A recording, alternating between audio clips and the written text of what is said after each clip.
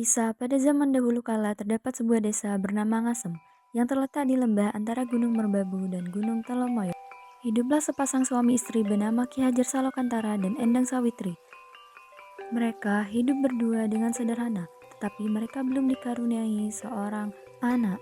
Ki Hajar Salokantara akhirnya memutuskan untuk pergi bertapa di Gunung Telomoyo untuk memohon agar dikaruniai anak. Saat Ki Hajar Salokantara pergi bertapa di Gunung Telomoyo, beberapa lama kemudian Endang Sawitri hamil. Namun, bayi yang dilahirkan bukanlah wujud manusia, tetapi bayi naga. Bagaimana kelanjutan kisah bayi naga yang dilahirkan Endang Sawitri? Ikuti kisahnya dalam cerita Rawa Pening.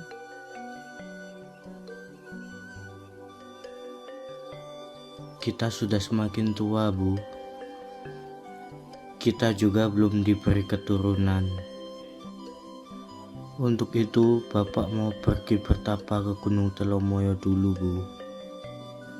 Siapa tahu kita bisa diberikan keturunan.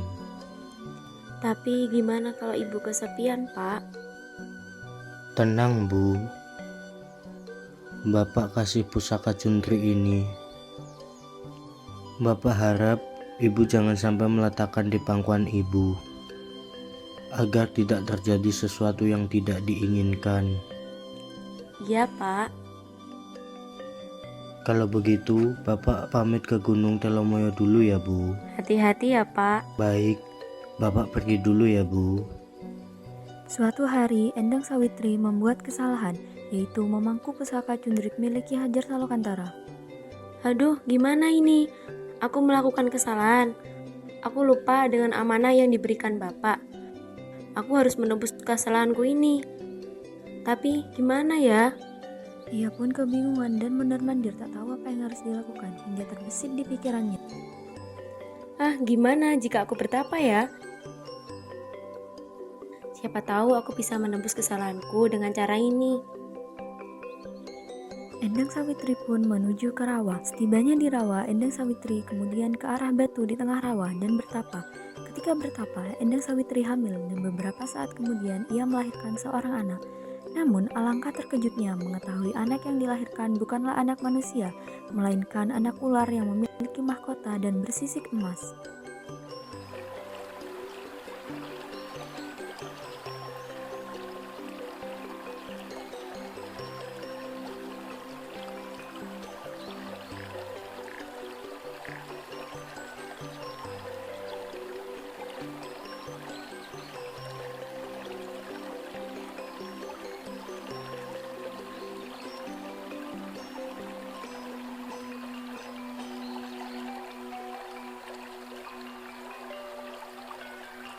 Anakku, kenapa wujudnya seperti ini? Aku tidak mungkin bisa merawatmu. Maafkan ibu, nak. Ibu beri lonceng ini untukmu, agar ibu bisa mengenalimu saat kau dewasa.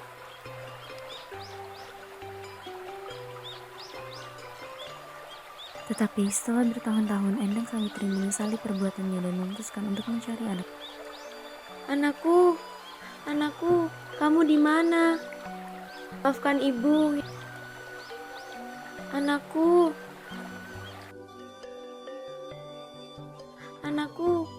kamu di mana?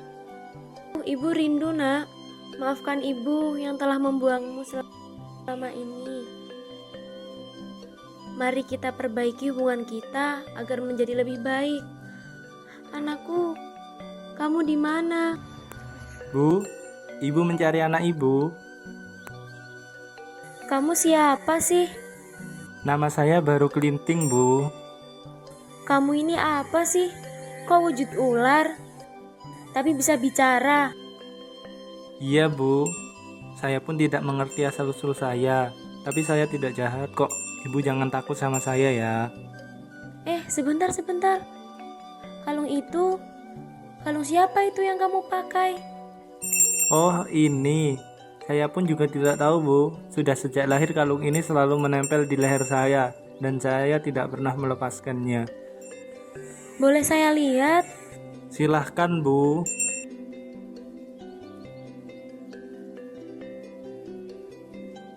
Anakku. Kau adalah anakku yang selama ini ibu buang, nak. Maafkan ibu ya, Nak. Iya Bu, saya sudah memaafkan sebelum ibu minta maaf, bahkan sebelum kita bertemu ibu. Bu, apakah saya memiliki seorang bapak? Lalu, siapakah beliau Bu? Kenapa tidak bersama ibu? Iya, anakku, kamu memiliki seorang bapak yang bijaksana. Lalu, siapakah beliau Bu? Kenapa tidak bersama ibu? Dan siapa nama beliau Bu? Bapakmu saat ini sedang bertapa di Gunung Telomoyo. Dia bernama Ki Hajar Salokantara. Apakah saya boleh mengunjunginya Bu? Iya, Nak. Saat kau bertemu bapakmu, tunjukkanlah lonceng ini sebagai bukti bahwa kamu adalah anaknya. Terima kasih Bu, saya pamit dulu. Singkat cerita, di Gunung Telomoyo, Baru Kelinting dapat bertemu dengan ayahnya. Baru Kelinting diberi perintah untuk bertapa melingkari Gunung Telomoyo.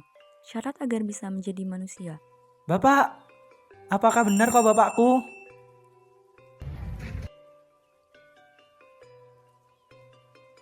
Siapa kamu? Aku tidak mungkin punya anak sepertimu. Tunggu, tapi kata ibu aku benar anakmu. Aku diberi perintah untuk memperlihatkan lonceng ini sebagai bukti aku adalah anakmu. Baiklah, jika kau memang benar anakku, kau harus melingkari Gunung Telomoyo ini. Baiklah, aku akan memenuhi perintahmu. Baru Kelinting pun melingkari Gunung Telomoyo sesuai apa yang diperintahkan Ki Hajar Salokantara. 300 tahun kemudian ada sebuah desa yang akan mengadakan kegiatan bersih desa. Kepala desa meminta tolong kepada warganya agar memburu hewan di hutan untuk jamuan. Hei wargaku, kuperintahkan kalian semua untuk pergi ke hutan berburu hewan untuk dijadikan jamuan. Para warga pun bergegas menuju hutan, namun ternyata dari pagi hingga siang tidak ada satupun hewan yang terlintas. Akhirnya, para warga beristirahat sambil menunggu jika ada hewan yang melintas. Salah satu warga menancapkan kapaknya pada pohon besar yang roboh. Seketika pohon itu bergerak semua. Warga terkejut sekaligus gembira karena bisa menemukan hewan yang besar. Tanpa berpikir panjang, semua warga memotong dan mengambil daging hewan tersebut.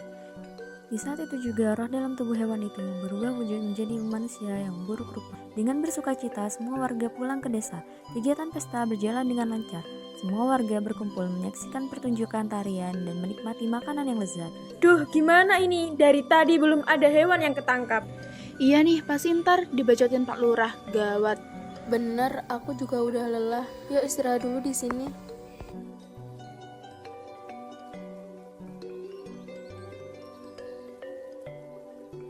Hah, apa ini gerak-gerak? Keluar darah lagi. Wah, hewan gede nih. Hei, ayo semua, ambil dagingnya.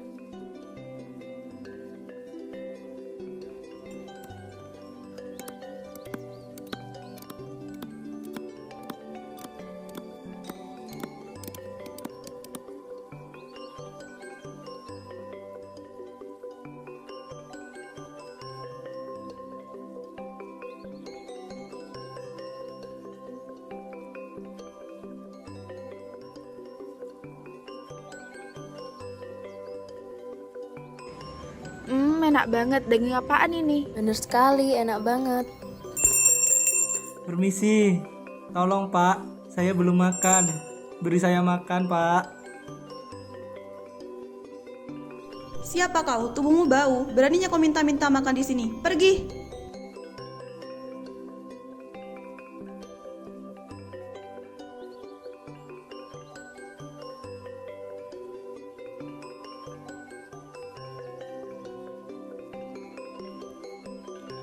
Kamu kenapa, Nak? Kemudian anak itu mengikuti Nyai Latung menuju rumahnya. Nyai Latung lantas memberikan makanan.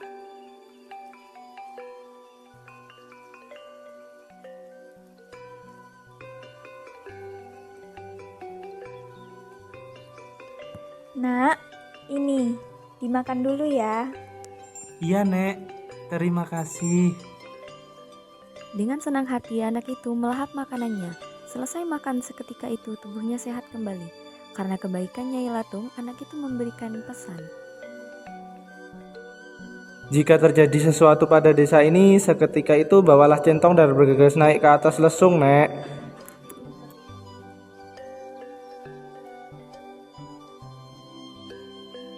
Meskipun Nyai Latung masih merasa bingung dengan apa yang dimaksud anak itu, tapi dia tetap menyanggupinya. Lalu anak itu pergi ke halaman rumah kepala desa. Ia membuat tantangan, yaitu siapapun tidak ada yang bisa mencabut lidi ini kecuali dirinya, kemudian menancapkan sebuah lidi dan mengumumkan kepada warga.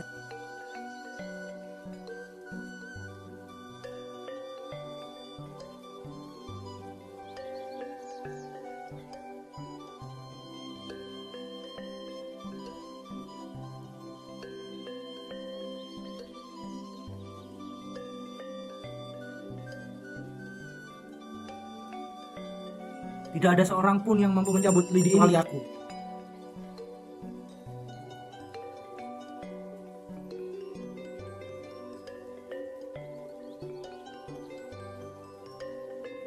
Beraninya bocah sepertimu menantangku. Akan kubuktikan bahwa semua ucapanmu tidak benar. Minggir, biar aku saja yang coba. Karena merasa tertantang, banyak orang yang mencoba mencabutnya, namun tidak ada yang sanggup untuk mencabutnya.